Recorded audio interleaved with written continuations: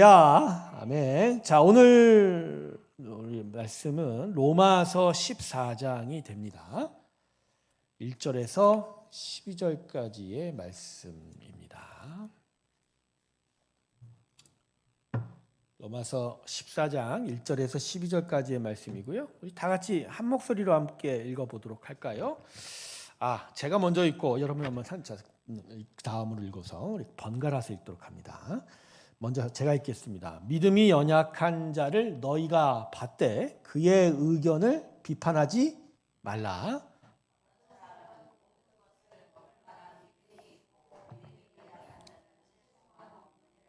먹는 자는 먹지 않은 자를 업신 여기지 말고 먹지 않은 자는 먹는 자를 비판하지 말라. 이는 하나님이 그를 받으셨습니다.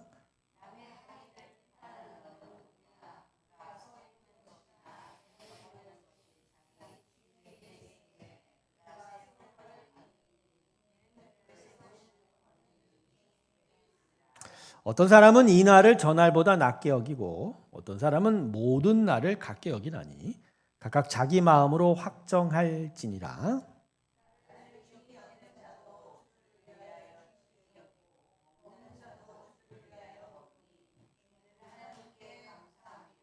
먹지 않은 자도 주를 위하여 먹지 아니하며 하나님께 감사.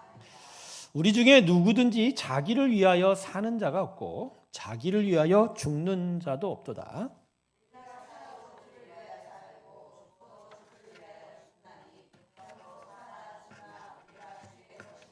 이를 위하여 그리스도께서 죽었다가 다시 살아나셨으니 곧 죽은 자와 산 자의 주가 되려 하심이라.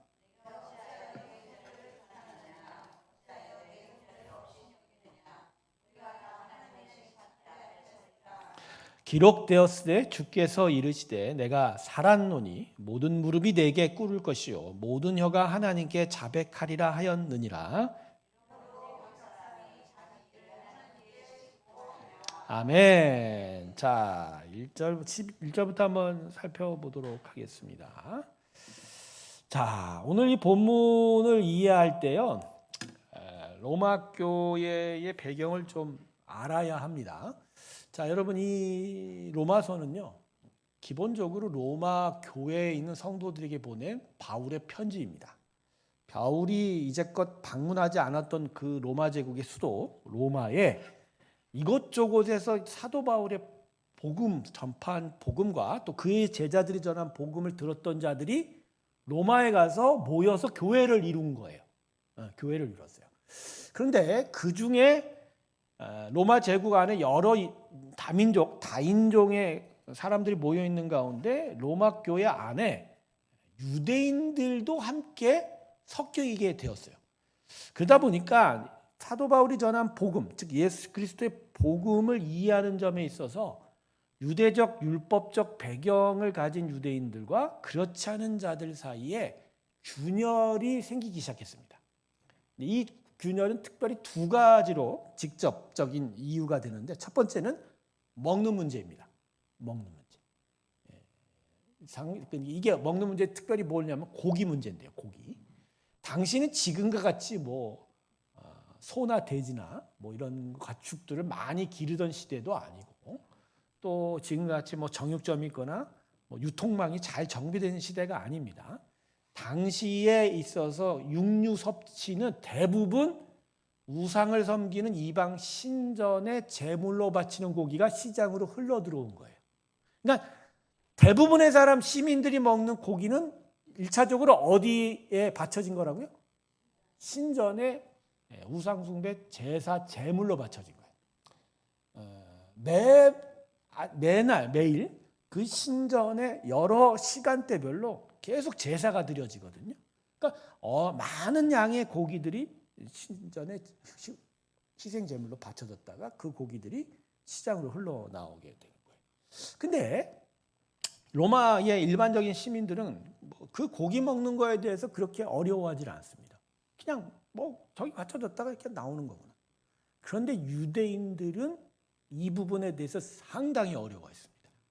유대적 배경에 의해서 여호와 하나님을 잘 섬기던 안 섬기던 유대인의 배경은 기본적으로 신전 희생 제물이나 이방 우상에게 바쳐진 제물로 바쳐진 고기는 먹으면 안 되는 거예요. 그러니까 문화적인 배경이에요. 문화적인 배경이다 보니까 아예 안 먹는 거예요. 가령 지금 무슬림들이 돼지고기는 아예 안 먹죠. 아니 자기가 그냥 무늬만 무슬림, 뭐 해당가 뭐야 이슬람 신전가 갖고 뭐 제사를 드리거나 뭐 예배를 하거나 기도 모임에 참석하지도 않는데도 기본적으로 자기에 속한 민족이 자기 사회가 무슬림 사회, 그냥 자기도 그냥 무슬림이라고 생각하는 거예요. 한국 사람들도 그러죠. 이전부터 계속된 종교 전통에 의하면 제사는 유교로 드리고 종교는 불교라고 생각하는 사람들이 많잖아요. 물론 이제 본인은 고기를 먹지만 어디 가서나 스님이 고기 먹으면 뭐라 그래요? 저래 스님이 고기 먹었네. 그러니까 그런 문화적 공유감이 있어서 그래서 자기가 이전부터 안 먹은 거는 웬간하면 안 먹으려고 하는 거예요. 그런데 이 로마 교회는 기본 교회로 보였으니까 복음에 의하여 자유함을 얻은 상황이거든요. 그러니까 사실 율법적인 그 모든 것은 예수 그리스도의 십자가로 다 해결이 된 상황이죠. 사실은 엄밀히 말하면 복음 안에서 자유함을 얻었기 때문에 우상 신전에 바쳐진 고기나 고기이든 아니든 아무 상관이 없는 거예요. 꺼리낌이 없는 거예요. 근데 유대적 배경을 가진 자들은 그걸 꺼려하는 거고 또 다른 사람들은 그거에 대해서 별 상관이 없어요. 그러니까 이 문제 갖고 들다 서로가 싸우기 시작해요. 그리고 또 하나 문제는 안식일과 절기의 문제입니다. 유대적 배경을 가진 자들은 기본적으로 7일 중에 가장 거룩한 날을 안식일이라는 것을 계속 배우고 살았어요. 그리고 여러 절기들이 있거든요. 이스라엘 남자들은 기본적으로 유월절, 맥추절, 그다음에 10월 달에 장막절, 추수감사절 비슷한 거죠. 이 절기를 항상 제사를 드리고 절기로 삼고 살았었는데 다른 로마에 있는 사람들은 그런 절기, 그런 특별한 날 아무 생각 없었다는 거죠. 그런데 이 교회로 모일 때 그래도 주님이 부활하신 날을 기념해서 그날로 모여 예배드리는 그런 전통인지 생기기 시작을 했거든요. 그러한 상황 속에서 안식일과 절기를 중요하게 여기는 유대인들과 그렇지 않은 일반 다른 사람들 사이에 또 문화적인 충돌과 갈등이 있었단 말이에요. 문제는 뭐냐면 이거가 그냥 문화적인 어떤 차이 정도로 이해하면 넘어갈 수 있는 일인데 교회라는 특성이 뭐냐면 진리의 기관이다 보니까 무엇이 맞냐 틀리냐를 고집하고 주장하다 보니까 서로 격렬하게 싸우기 시작해서 교회가 분열되는 일들이 꽤나 많았던 것 같아요. 그래서 이 부분에 대해서 사도 바울이 로마서 14장 1절부터 여기에 대해서 분명한 진리 가르침을 이제 전하고자 하는 것이 바로 오늘 이 본문의 배경인 거예요. 그러니까 어떻게 보면 믿음이 있는 자들과 믿음이 적은 자들 사이의 문제, 그리고 문화적 차이, 전통의 차이 가운데 그 갈등을 우리는 어떻게 해결할 것인가에 대한 가르침을 이 본문이 주고 있고요. 이 본문은 현대 사회를 살고 있는 우리에게도 대단히 유효합니다. 같은 진리 안에 있지만 서로 다른 문화적, 정서적, 연령적, 세대적 배경이 틀린 가운데서 그 차이를 우리가 어떻게 해결하고 어떻게 조정할지에 대한 중요한 가르침을 전해주고 있는 거거든요. 그래서 오늘 본문 말씀을 좀 자세하게 살펴보면 우리가 교회 안에서 성도들 사이의 여러 차이점들, 갈등들을 어떤 식으로 조정하고 해결해야 될지에 대한 귀한 방향을 얻게 될 것입니다. 자, 1절부터 한번 볼게요. 자, 사도 바울이 먼저 뭐라고 얘기해요? 믿음이 약한 자를 봐. 자, 오늘 본문의 배경은 아까도 제가 얘기했지만 구원을 안 받은 자, 신자와 불신자의 차이가 아니에요. 하나님 은혜 안에서 예수를 믿는 자는 동일해요. 예수 믿는 자는 공통 분모가 있는데 신앙의 자유를 아직 잘 이해하지 못하는 자와 신앙의 자유를 제대로 이해한 자 사이에 믿음이 강하거나 약하거나의 그 정도 차이에 있는 얘기예요. 그러니까 믿음이 연약한 자라고 하는 것은 믿음이 없는 자가 아니라 기본적으로 예수를 믿는 자인데 신앙의 자유 부분에 있어서 잘 이해하지 못하는 거예요. 자, 가령 여러분 이거는 이제 짚고 넘어가야 되는데 오늘 이제 강의가 좀 길어질 거라고 제가 예상하고 왔는데 여러분, 우상이 실제로 존재하는 겁니까? 아니죠. 그럼 우상을 통해서 이방 사람들이 그 종교에 대해서 이야기하는 그 신은 아예 없는 거죠. 그러니까 그 신전에 바쳐진 고기가 특정 어떤 뭐랄까, 이렇게 얘기하면 좀 그러네. 제가 이야기하고 싶은 건 초점은 우상에게 바쳐진 고기를 엄밀히 말해서 먹을 수 있다 없다? 있다예요. 있어요. 아무 상관이 없거든요. 아무 상관이 없거든요. 이거 왜냐하면 율법에 있어서 이방 우상들한테 바쳐진 고기를 탐내지 말라고 한 것은 신앙의 정결을 지키기 위한 율법의 핵심이 있는 거지, 그 고기 자체가 부정한 거라는 것은 하나님도 그렇게 말씀하지 않은 거예요. 그러니까 모세 율법에 있어서 정하다 부정하다의 그 근거는 하나님의 거룩함에 대한 본질적인 의미가 있지, 그 자체로 부정하다 아니면 정하다 거룩하다 뭐 저주받았다 이 관점이 아예 없는 거예요. 특별히 또 예수 그리스도의 은혜 안에서 모든 죄에 대해서 용서하심을 받은 자라면, 그죠? 그 율법적인 흠이 있더라 하더라도 그 부분이 아무 의미가 없게 되는 거예요. 그러니까 엄밀히 말해서 복음을 믿은 자들은 우상에게 바쳐진 고기를 먹든지 안 먹든지 아무 상관이 없죠. 그런데 어떤 자들은 여전히 아까도 제가 말씀드렸지만 그 부정한 걸 먹으면 내가 하나님 앞에 저주받는다는 생각을 할 수밖에 없는 거예요. 왜? 그건 한두 해의 지식적인 부분이 아니라 그의 인생을 관통하는 하나의 문화적인 아주 깊은 영향 때문인 거예요. 그러다 보니까 그냥 자동적으로 고기를 먹으면 무슨 생각 들어요? 이거 먹으면 내가 부정탄다, 저주받는다, 이 생각을 기본적으로 하게 되고, 그 부분이 내가 예수 그리스도로 말미암아 하나님의 완전한 은혜와 용서를 얻었음에도 불구하고 여전히 그것을 극복하지 못하는 연약함이 있는 거예요. 이걸 요새 예로 들면 뭐라고 얘기를 들까?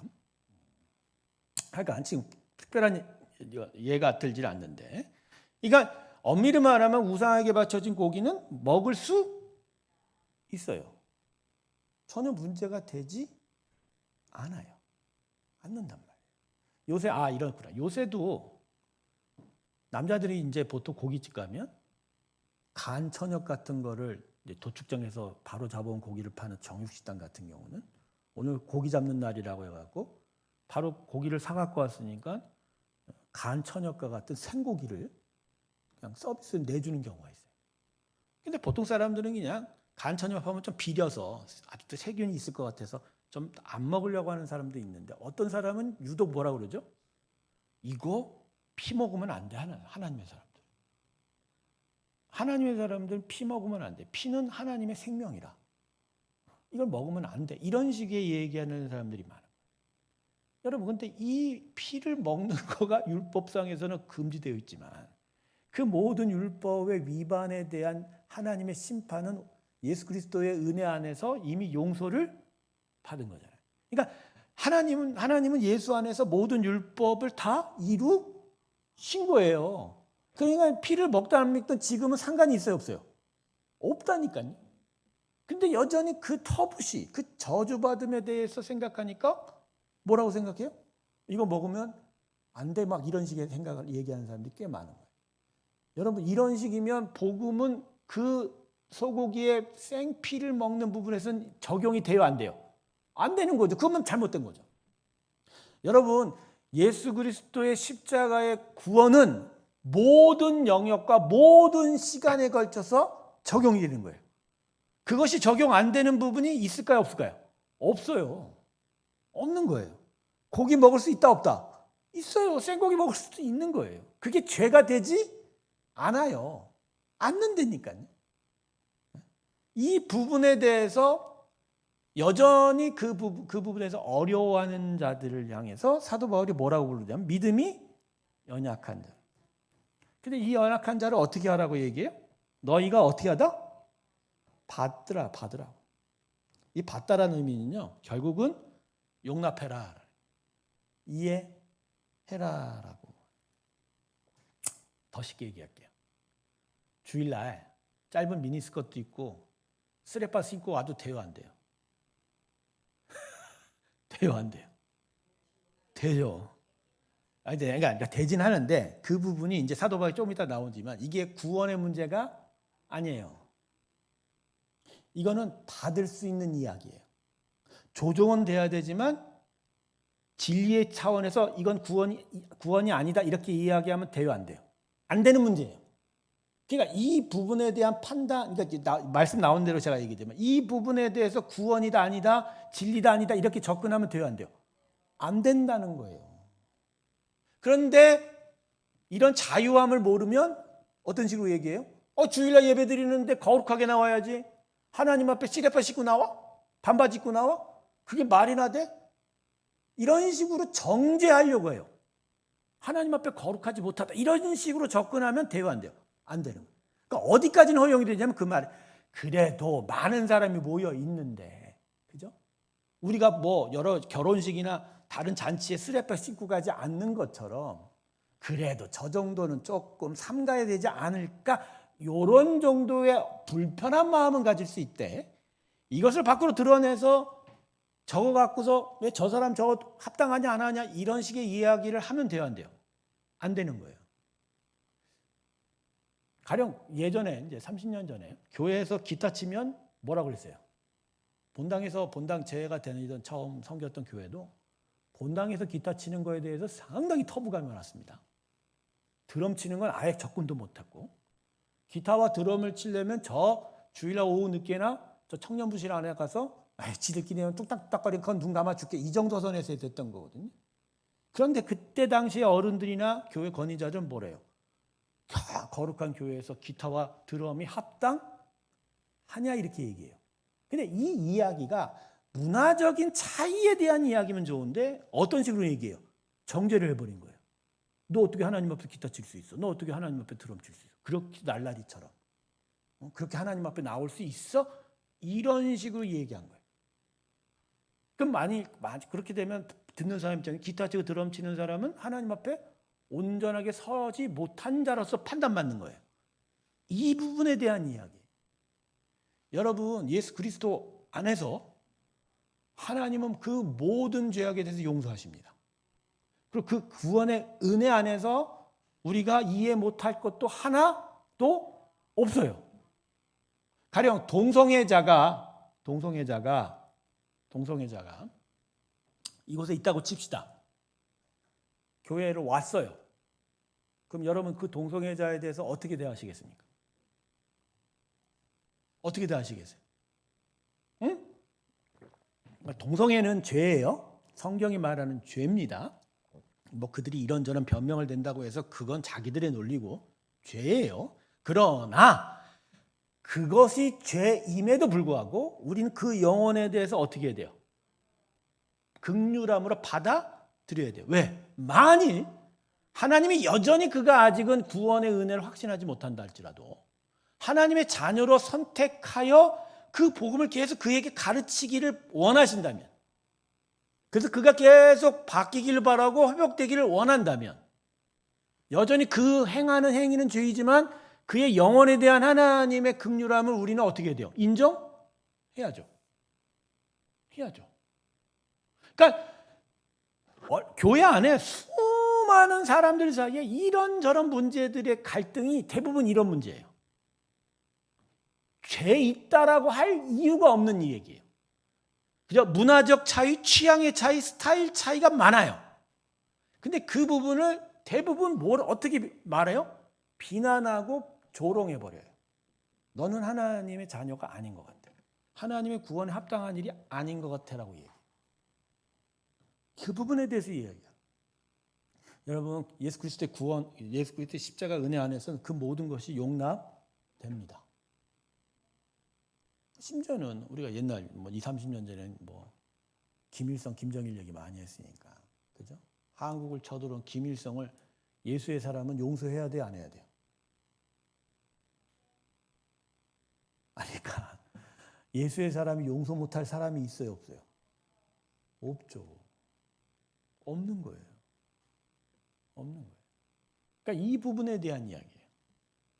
근데도 실제로 교회 안에서는요, 이 부분이 되게 힘들어요.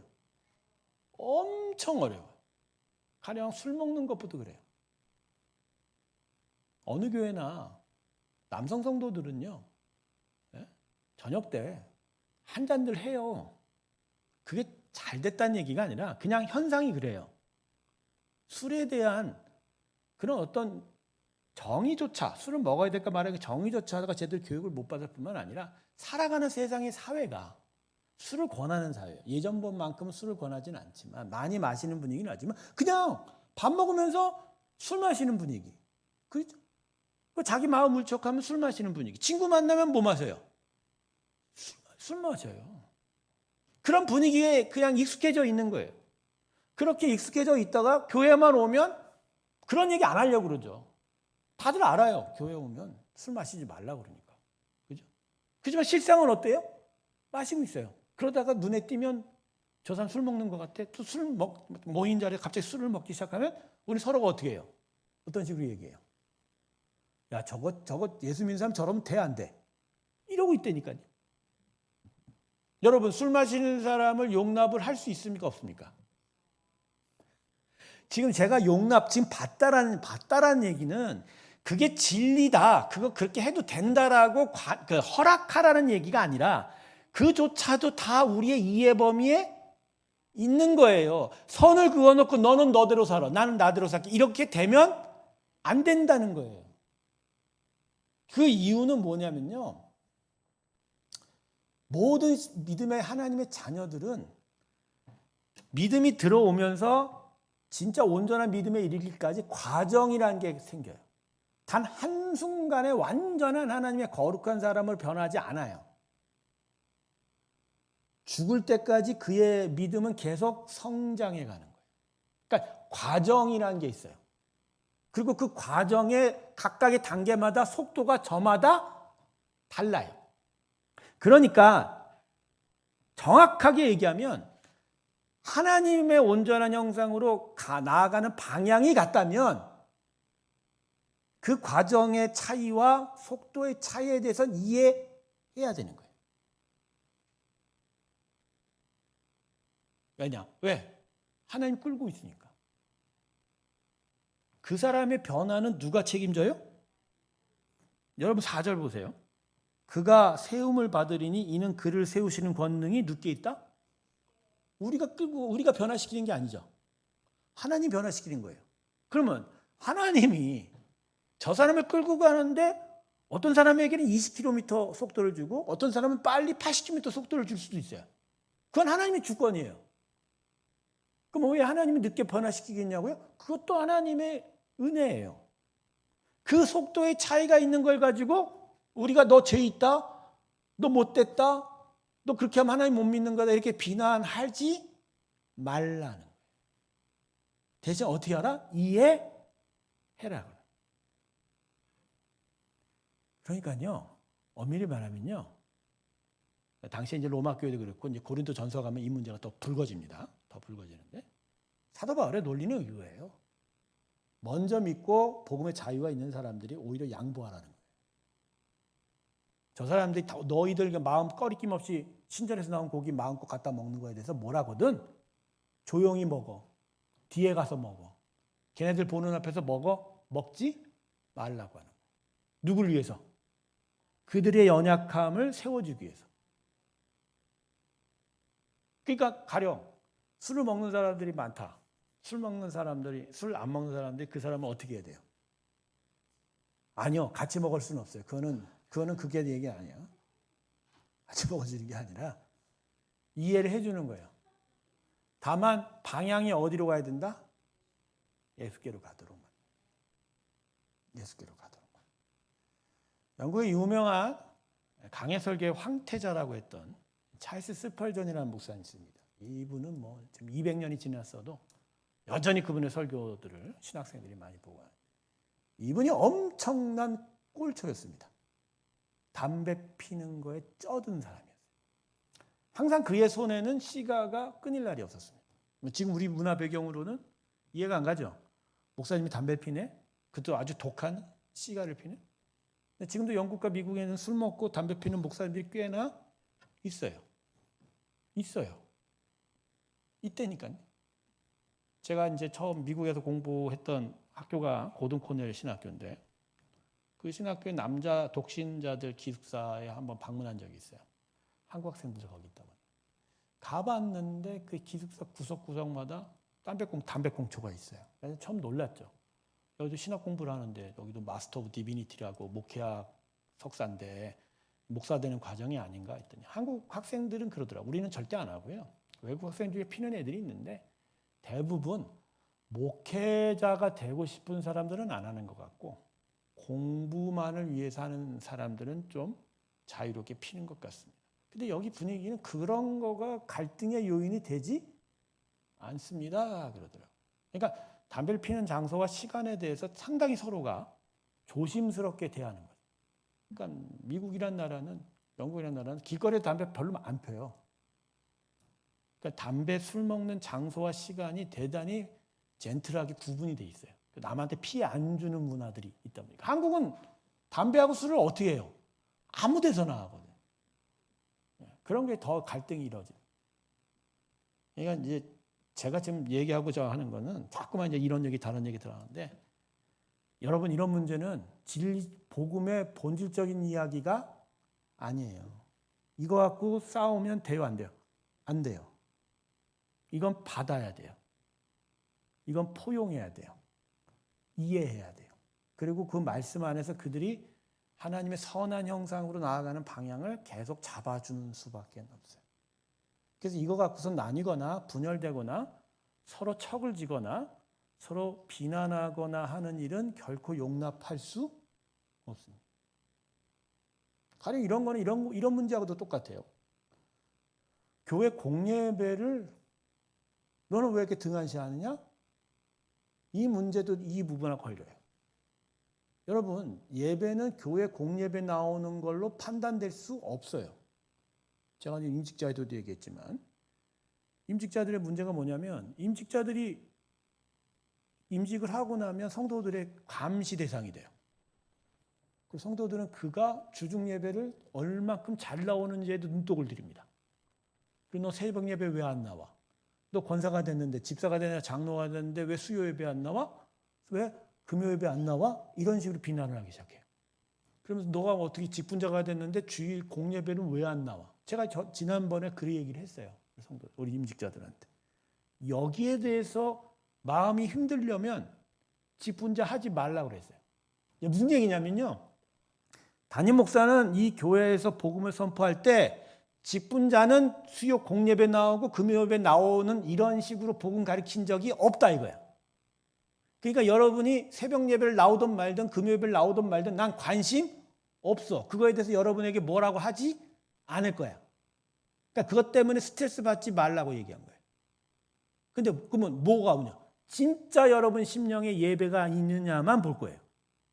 진짜 하나님께 예배하는 진짜 진심 어린 예배가 있다면 그렇게 하나님을 간절히 찾는 자가 된다면 주중에 몇십 번이라도 하나님께 나와서 예배할 거고 그 간절함이라는 것이 여러분 안에 자리가 잡으면 여러분의 그 예배하는 마음은 여러분의 그죠 공예배 참석하는 것조차 모양이 바뀌어지게 될 거라는 거예요. 이렇게 얘기하니까 이제 헷갈리는 거야.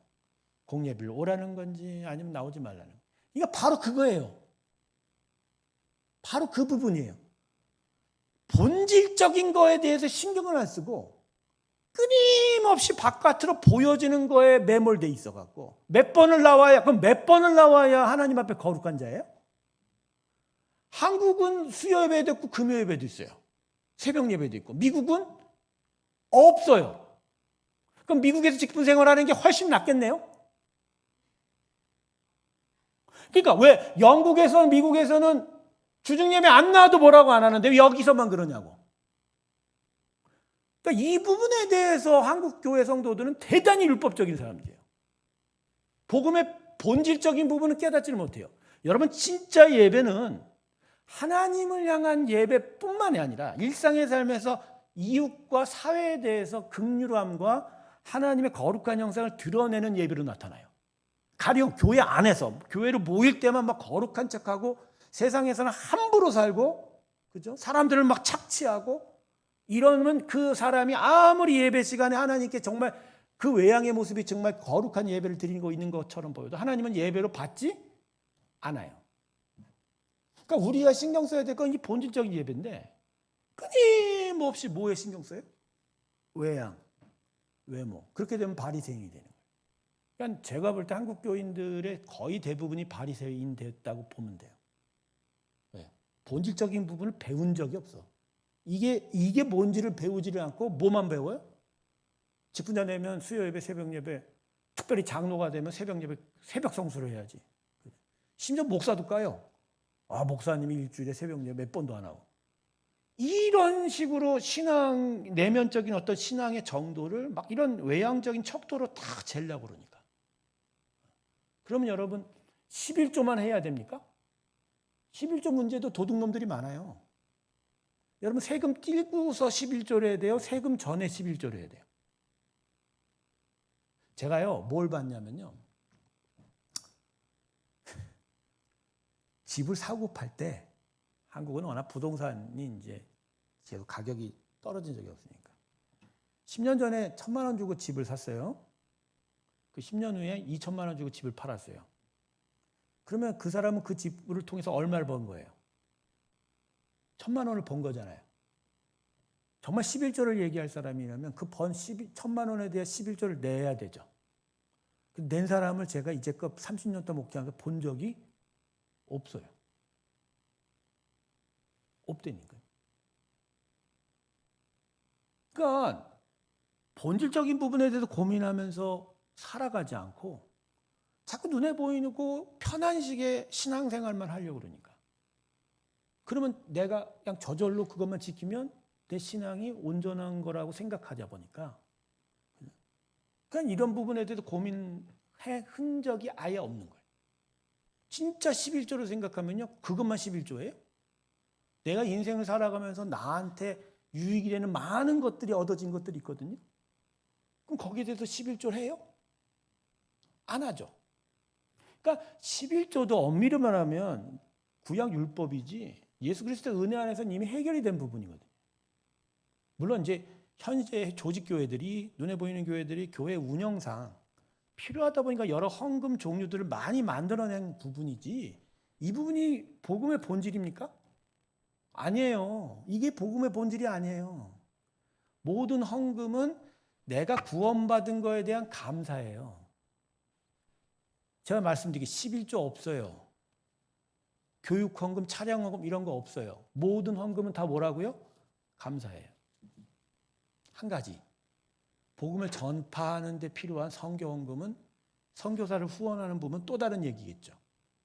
그러니까 이런 부분에 대해서 고민하는 흔적들이 있어야 되는데 그런 고민보단 하나의 종교, 하나의 여러 규칙 그걸 따르고 지키면 내가 무엇이 되는 듯한 이런 식의 패턴을 가지고 있으니까 이런 문제들만 나오면 막 서로 욕하기 바쁜 거예요. 왜? 나는 그 외양은 다 지켰으니까 나는 완전하다는 거예요. 천만에요, 여러분. 하나님 앞에 완전한 산 단 한 사람도 없습니다. 완전하지 않았으니까 하나님이 예수 그리스도의 은혜로 구원해 주신 거고 그 구원의 은혜가 오늘도 우리를 완전하게 끌고 가고 있을 뿐이지 우리 스스로가 온전해질 수 있을까요? 없어요. 그런데도 불구하고 끊임없이 교회 안에서는 이런 차이 저런 차이 갖고 계속 도토리 키재기하는 거예요. 네가 낫니? 내가 맞니? 이러다가 결국 싸우면 심히 상처를 받고 그죠? 어려움을 당하는 거예요. 비본질적인 부분 갖고 갈등하다 싸우면서 결국 상처는 뭐에 받아요? 하나님 앞부터 멀어지는 결과가 나타나요. 그죠? 비본질적인 부분이 결국 본질을 쫓아내버려요. 이처럼 어리석은 일이 어딨냐. 안 그래요, 여러분? 별거 아닌 것 같고 서로 툭탁툭탁 하다가 싸워갖고 결국 어떻게 돼요? 가장 중요한 부분이 깨져버리는 거예요. 이런 일들이 비일비재한 거예요. 그러니까 사도 바울이 지금 생각할 땐 바로 그런 일이 계속 반복되고 있는 교회 안에서. 그러니까 이 부분 문제 없다 이거야. 그냥 먹든지 안 먹든지 그게 심히 꽂아오면 니네 복음에 자유 있는 애들 먹지 마. 어디 가서 먹으라고요? 집에 가서 먹어. 아무도 안 보는 데 가서 먹어. 저 사람들이 저렇게 힘들어하니까 그냥 니들은 먹어주지 마 이렇게 얘기한 거예요. 그냥 이 문제예요. 아주 간단한 문제예요. 근데 여기에 어떤 복음의 본질적인 이야기가 뭐냐 이걸 쓴 거예요. 오늘 밤. 이제 여러분 이해하셨죠? 너무너무 쉬운 문제예요. 이 문제는. 너무너무 쉬운 문제. 자, 2절도 봐요. 2절 보세요. 어떤 사람은 모든 것을 먹을 만한 믿음이 있고 믿음이 연약한 자는 뭐만 먹는다? 그러니까 고기 먹으면 저주받는 줄 알고. 자, 3절 보세요. 먹는 자는 먹지 않은 자를 없인 여기지 말고 먹지 않은 자는 먹는 자를 이는 하나님이 이게 제일 중요한 거죠. 그럼에도 어떻게 하셨다? 하나님이 그러니까 가장 중요한 원리가 이거예요. 교회 안에서 그 모든 자는 누가 받으셨다? 그러니까 하나님이 받았는데 우리가 거부할 수 있을까요? 없을까요? 하지 말라는 거예요. 거부하지 말라는 거예요. 근데 이 부분이 매일 흔들리는 거예요. 그래서 어떤 교회도 교회 안에 보면 나눔이 언제나 있어, 나눔. 근데 그 나눔을 살짝 들여다보면요. 복음의 본질적인 부분이 아니에요. 서로의 말, 서로의 행동, 서로가 살아온 배경이 달라서 어쩔 수 없이 굳어진 문화적인 부분들이 있어요. 또 마음의 상처들이 있고. 이런 부분 때문에 서로가 서로를 어떻게 해요? 보기 싫어해요. 보기 싫어요. 우리 교회도 있을까요? 없을까요? 우리 교회도 무지 많습니다. 아니요. 난 분명히 말합니다. 많아요. 심각한 게 아니고요. 제가 얘기하는 건 어디나 이런 일이 있어요. 있는 거예요. 그게 보여요. 여기 있으면 보여요. 서로 눈이 보여요. 근데 다들 어떻게 하고 있어요? 티내지 않으려고 우리 다 같은 하나야라고 얘기하죠. 안 그래요? 결정적인 어떤 문제와 이런 게 있으면 서로가 나누는 게 보여요. 하긴 밥 먹으러 갈 때 야 쟤는 데려가자, 쟤는 데리고 가지 마자 이러고 있는 게 우리 삶의 일상인데, 그죠? 그렇지가 그렇죠. 자, 더 중요한 건 이제 4절입니다. 뭐라고 합니까? 남의 하인을 자, 여기서 하인은 무슨 얘기를 하는 걸까요? 남의 하인이 뭐죠? 이게 문자적인 의미가 아닙니다. 여기서 말하는 남의 하인은 즉 성도란 성도 사이에 서로 노예고 종이 아니죠. 성도는 기본적으로 하나님과의 관계잖아요. 그죠? 그러니까 하나님에게 종인 사람을 네가 뭐라고 하냐는 거예요. 주인이 아무 말 안 하는데 너 왜 그러냐는 얘기. 그러니까 우리가 다른 사람에 대해서 뭐라고 얘기할 때요. 그거는요. 누구를 욕하는 거라고요? 결국?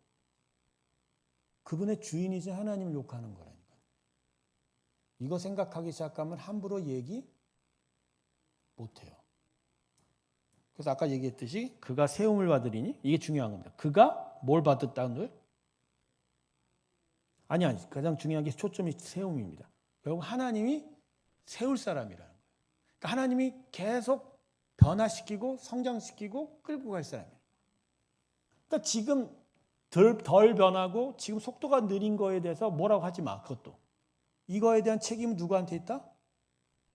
주께 있다는 거예요. 자, 이 부분에 더 질문을 던질게요. 만약에 여러분 나하고 이제 무슨 사역을 하거나 같이 있는 분이 변화의 속도가 너무너무 느려요. 그래서 막 그냥 가만히 있어도 짜증이 나요. 어? 그러면 여러분 그 사람에게 어떻게 해야 될 것 같아요? 여러분 기다려줘야 되는 게 정답인데 그게 기다린다는 게 얼마나 힘든 일이겠냐고요. 어떻게 해야 됩니까? 가령 같은 이제 팀이에요. 어떤 사역을 위해서. 서로가 이제 그 사역을 위해서 막 서로가 이제 서로 헌신하고 봉사하는데 어떤 사람은 자꾸 모임에 늦거나 안 오는 거야. 그렇다고 안전히 안 오는 건 아니야. 가령 1년에 52번 주라면 어떤 사람은 계속 매주마다 나와서 같이 돕는데 이 사람은 기껏해야 한 2달에 한 번씩 나오는 거예요. 그래도 안 나오지는 않아요. 나오면 또 곧잘 일을 해. 어쨌든 간에 한 번 나오면 2달 있다 나와. 자, 여러분 이 사람을 어떻게 해야 돼요? 어? 아니 근데 감사한데 그러니까 지금 제가 얘기했죠. 서로가 나오든 말든 관계 안 하는 사람 그런 일이면 좋은데 같이 사역을 해야 되잖아. 같이 힘을 합쳐서. 그러니까 저 사람이 안 나오면 내가 2배의 목을 해야 돼요. 그럴 때 여러분 저 사람이 자주 안 나오고 하는 거에 대해서 어떻게 생각하십니까? 그걸 어떻게 어떻게 해야 될까요?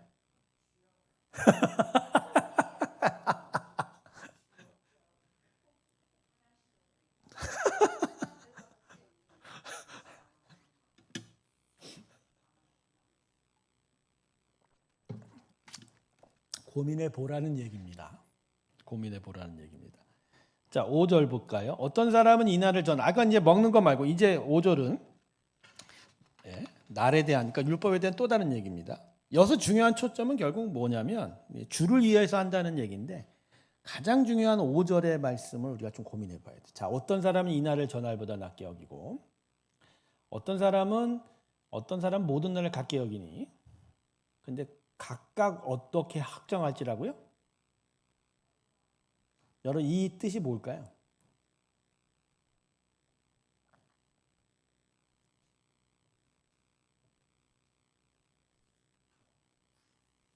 여러분 이거는 좀 진리에 대한 이야기가 아니라 이런 거예요.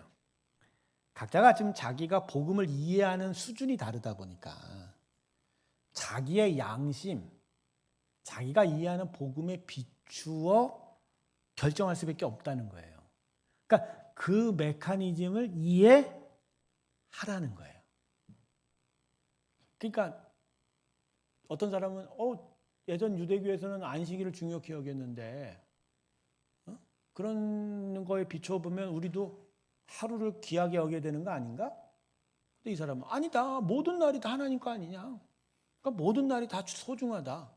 한 날만 그렇게 고민해갖고 뭐 특별한 의미를 부여할 수 없는 거 아니야? 막 이렇게 싸울 때. 그 싸움 자체가 사도 바울이 볼 땐 별거 아니라는 거예요. 이 이유씨는.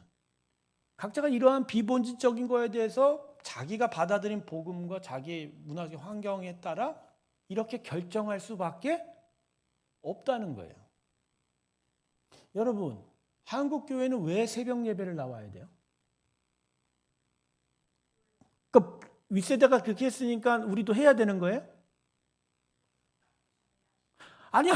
그러니까 미국 사람은 왜 안 하는 거야?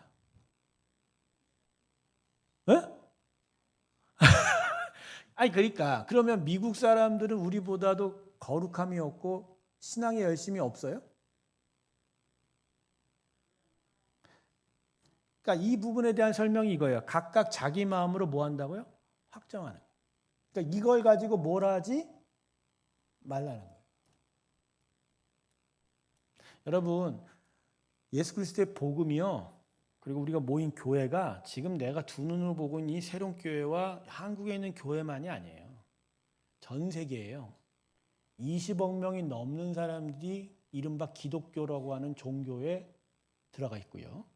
그 안에 여러 가지 형태의 교회의 모습들이 존재하고 물론 그 안에서 아주 날카롭게 복음의 진리 안에 있다라고 여겨지는 숫자가 아주 적겠지만 그러나 그것을 조금 더 넓게 살펴보면 엄청 많은 스펙트럼이 존재합니다. 그걸 우리가 딱 하나의 지점을 갖고 날카롭게 나눌 수 있을까요? 없을까요? 못 나눈다는 거예요.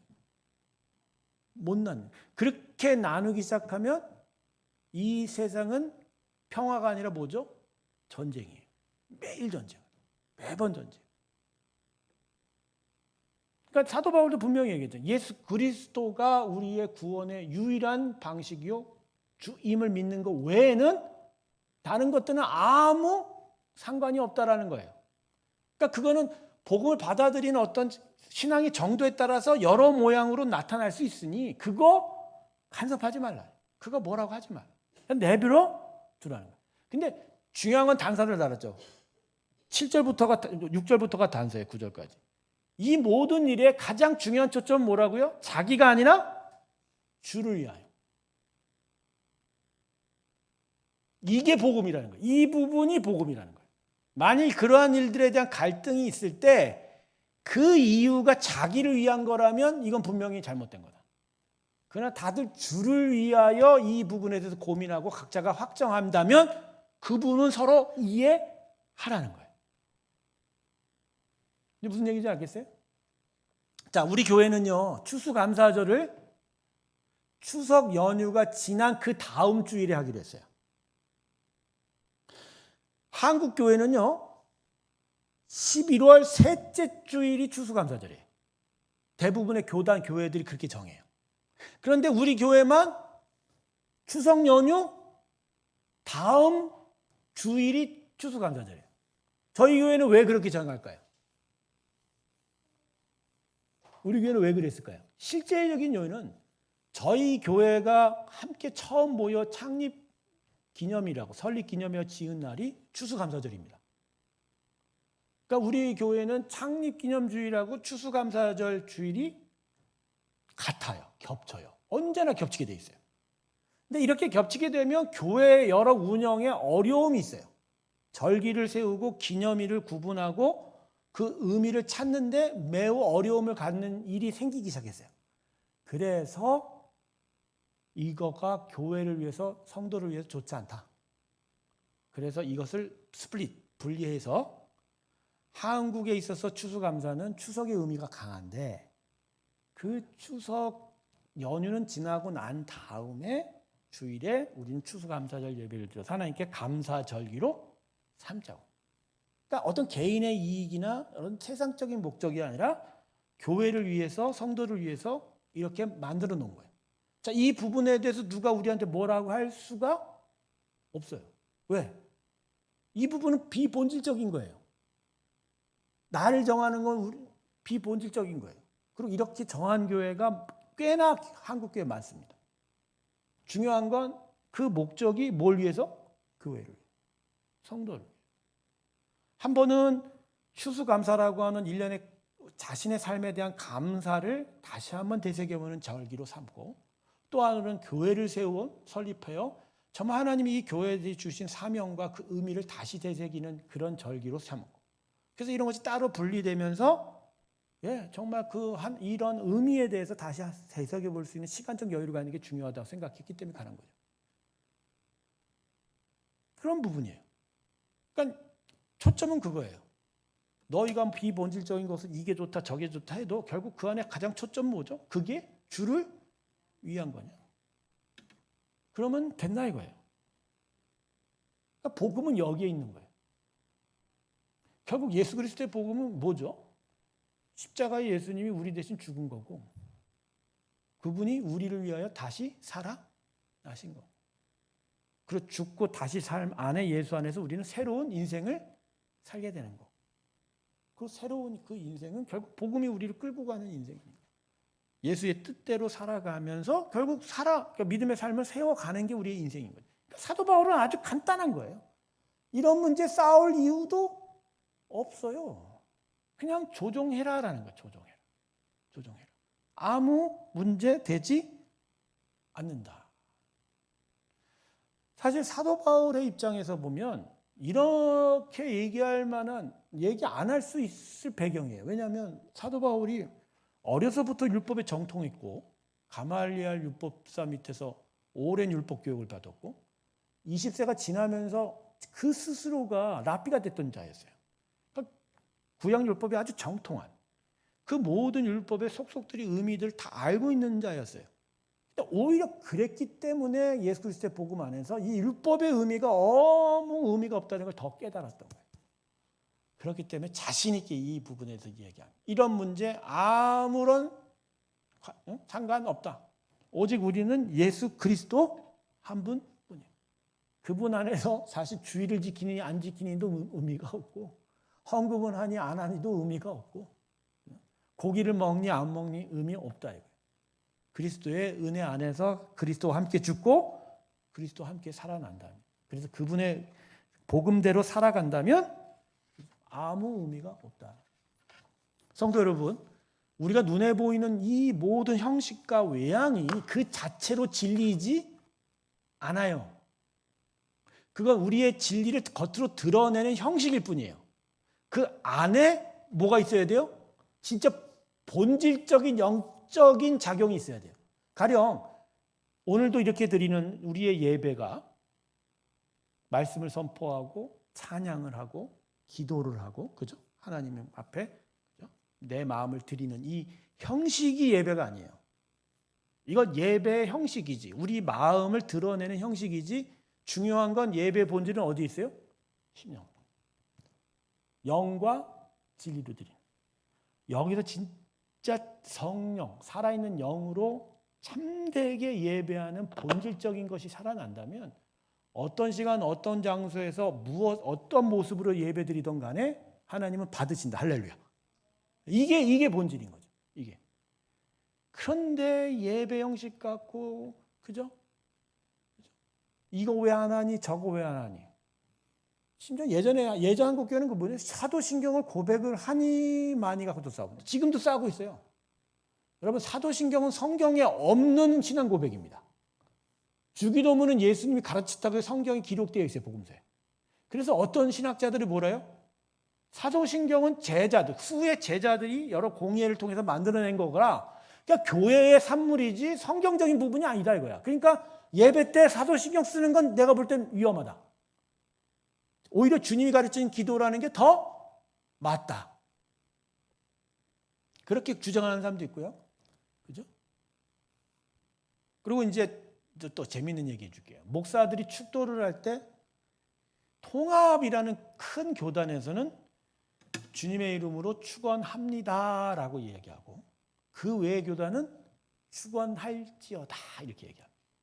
이게 무슨 얘기냐면, 통합 쪽에서는 목사를 하나님의 대리인이기보단 함께 기도하는 사람으로서 인식하는 게 더 강하고, 다른 더 보수적인 교단에서는 목사의 입을 통해서 하나님이 대언하신다고 인정하는 경우가 많아요. 근데 이제 이게 말 표현의 차이일 뿐이에요. 이렇게 하나 저렇게 하나 결국 이 마지막 클로징 기도를 통해서, 베네딕션을 통해서 하나님이 성도들에게 복을 주신다는 의미일 뿐이에요. 그렇게 인식하면 되는데 이 말투를 이렇게 쓰니 저렇게 쓰니 갖고 싸우는 거예요. 여러분, 이게 맞아요? 안 그래요, 여러분. 축도를 안 해도 돼요. 어차피 예배에는 예배 드리는 자에 대한 하나님의 뭐가 있어요? 복 주심이 있어요. 그걸 우리가 확인하는 거예요. 바로 이런 영적 작용에 대해서, 본질적인 것에 대해서 고민하면 되는데 그 외양과 형식 때문에 계속 주구장창. 여러분, 교회 입고 오는 옷이 이렇다 저렇다 갖고 싸우지 않으시길 주님의 축원합니다. 저는 그래서 가끔 그런 생각 들어요. 내가 양복을 안 입고 한 몇 달을 여기 서면 성도들이 뭐라 부를까? 내가 한번 해보려고 그랬었어요. 옷을 오 할렐루야. 그러면 한 두어 달 양복은 안 입고 서야겠다. 그러면. 근데 우리 교회는 그런 부분에 대해서는 상당히 조금 아무 신경 안 쓰는 교회이긴 합니다만. 자, 마지막으로 10절과 12절 볼게요. 여기까지만 하고 오늘 마치도록 하겠습니다. 7절 9절 안 했어요? 안 했어요. 이제 이 9절, 이거 시간 없는데 9절까지만 할게요. 그러면 여러분, 이 9절에 제일 중요한 건 이거예요. 9절에 곧 죽은 자와 산 자의 주가 되려. 자, 여러분, 예수님이 십자가에 죽었고 다시 살아나심의 목적 중에 하나가, 즉 죽은 자와 산 자의 뭐가 되려 하심이라고요? 여러분, 이거 주님의 십자가의 은혜의 목적이 뭘까요? 우리의 주가 되려 하십니다. 이건 어떠한 의미일까요? 여러분, 사도 바울의 복음의 가장 핵심이 바로 이건데, 일단 구원의 은혜 부분에 있어서는 예수님이 십자가에 죽은 건 우리 모든 죄에 대한 대속물이 되는 거죠. 그리고 그가 그 죽음 속에서 사흘 만에 다시 살아나게 돼. 즉 하나님께서 그를 되살린 것은, 그죠? 죽은 자가 다시 그 예수 안에서 죽은 자들이 다시 살아나는 영원한 생명에 대한 약속인 거예요. 그런데 이 부분만 이것만 이 십자가의 은혜에 있는 게 아니라 이게 개인에게 적용이 될 때는 새로운 인생의 시작이라는 거예요. 즉 이전 삶이 이전의 인생은 예수와 함께 십자가에 같이 죽는 거고 그리고 새로운 인생이 예수의 부활과 함께 다시 태어나는 거예요. 그런데 그 과정에서 어떠한 일이 벌어지냐면 이전 인생의 주인은 뭐 사단이던데 자기지만 이 십자가의 죽음과 부활을 통해서 다시 태어난 자에 대해서 주인은 이젠 누가 되는 거다? 예수님이 되는 거예요. 그러니까 하나님께서는 예수님을 십자가에 주시고 다시 태어나게 하시면서 새롭게 하나님의 자녀가 된 자를 향한 주인으로 누구를 세우신 거다? 예수를 세워. 그러니까 사도 바울이 분명하게 얘기한 거예요. 율법과 절기와 음식에 대한 싸움은 이전의 이야기다. 이미 너희는 십자가에서 예수와 함께 다시 살아나면서 새로운 인생을 살았으니 예수님대로 그 복음의 은혜에 의해서만 살면 된다. 싸울 필요도 없고 갈등할 이유도 없다. 이렇게 얘기하는 거예요. 여러분, 우리는 예수와 함께 십자가에 다시 태어났어요. 아예 인생이 새롭게 시작된 거예요. 이전 것과 이전에 이런 제식 저런 것과는 이제는 상관하지 마세요. 그게 우리를 싸우게 만들면 안 됩니다. 그거 갖고 싸울 사람들이 아니에요. 우리는 새로운 가치관과 세계관으로 살아가는 거예요. 영적 본질을 향해서. 그건 사도 바울이 12장 1절에서 얘기하는 산제사의 얘기와 마찬가지예요. 그리고 예수 하나님께서 무엇을 기뻐하시고 무엇을 선하게 생각하시는지를 분별하면서 사는 거하고 똑같은 거예요. 완전히 새로운 삶이에요. 그거에 대한 인도자는 오직 우리 예수님이다. 싸우지 말라는 얘기예요. 자, 마지막으로 12절, 10절하고 12절 뭐 금방 할 거니까 이거 상당히 중요한 말씀인데요. 결국 결론을 이야기합니다. 내가 어찌하여 내 형제를 비판하느냐? 어찌하여 내 형제를 무시하느냐? 우리가 다 하나님의 심판대 앞에. 심판하는 자는 꼭 누구라는 얘기죠? 심판하는 자는 우리가 아니라 누구죠? 하나님. 그 밑에 건 이사야서 45장이라 모든 것들이 다 하나님 앞에 다 무릎 꿇을 존재라는 거예요. 피조물이라는 거죠. 모든 거의 판단자, 주권자는 오직 하나님이란 그런 얘기죠. 자, 그래서 마지막 12절이 제일 중요합니다. 이러므로 우리 각 사람이 자기 일을 하나님께 어떻게 한다? 이게 무슨 얘기인 줄 아세요? 결국 신앙생활은 남을 비판하고 정죄하는 거에 초점이 있지 않다는 거예요. 신앙생활은 결국 하나님 앞에 자기 자신을 세우는 일이에요. 그러니까 누가 잘했냐 누가 못했냐가 너희의 관심사가 되지 않는다. 신앙생활은 남을 정죄하는 것이 아니라 하나님 앞에 자기를 바르게 세워가는, 그게 직고하다는 거예요. 그러니까 신앙생활의 모든 초점은 자기에게 있는 거지 남 비판하는데 하지 말라. 제가 하나를 덧붙일게요. 교회가 진리의 기관이다 보니까 자꾸 이게 맞습니다, 이게 맞습니다를 계속 주장하게 되고 그 주장을 남한테 자꾸 적용하려고 그래요. 근데요, 성경은 나한테 주어진 말씀이지 이걸 가지고 남을 바라보는 안경으로 주어진 게 아니에요. 현미경으로 주어진 게 아니라. 하나님 말씀을 아침부터 읽으면 항상 그 앞에 누구를 쳐다봐요? 나를 쳐다보는 거예요. 결국 내가 심판대 앞에 섰을 때 나의 모든 행위들은 하나님께 다 일일이 보시고 그거에 대해 내가 말을 해야 되니까. 내 자신에 대해서 자꾸 바르게 세워질 것을 생각해야 되지. 왜 먹는 문제, 왜 이런 날과 같은 별 볼 일 없는 일 갖고 왜 남을 이렇게 비판하고 힘들게 하느냐. 그러지 말라라고. 근데 자, 빨리 끝내라고 그러는데